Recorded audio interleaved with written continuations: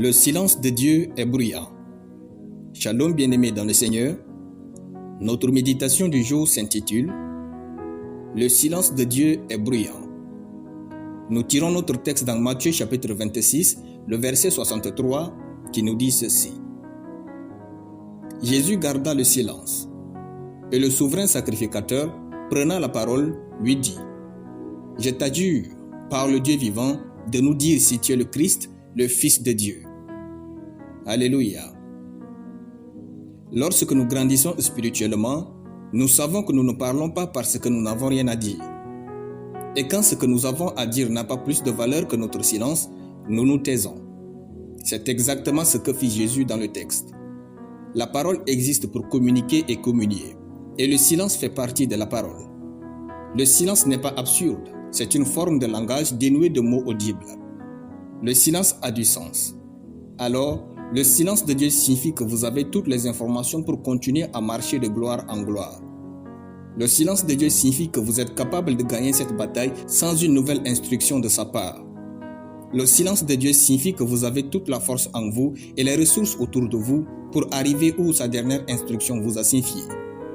Le silence de Dieu est un test de caractère. C'est facile pour un homme d'être juste quand Dieu se manifeste constamment et ouvertement à son égard. Mais quand Dieu semble absent, semble absent, quel est votre état de cœur face à l'adoration, à l'amour du prochain, à la justice et bien d'autres choses? Le silence de Dieu permet de voir concrètement notre cœur. La foi n'est pas toujours la manifestation de ce que nous voulons, mais de ce que Dieu veut pour nous.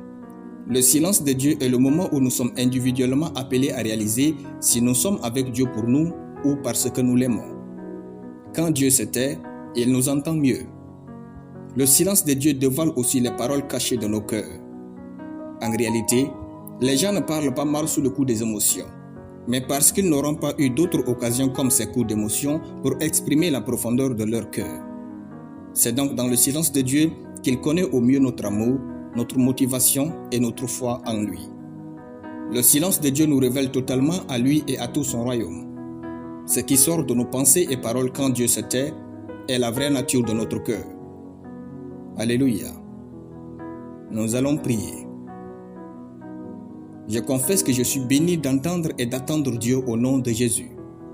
Ma vie va bien et toutes choses sont en ma faveur au nom de Jésus-Christ. Amen. La lecture biblique en une année, Ésaïe chapitre 6 à Ésaïe chapitre 10. Soyez bénis, c'était le pain du ciel.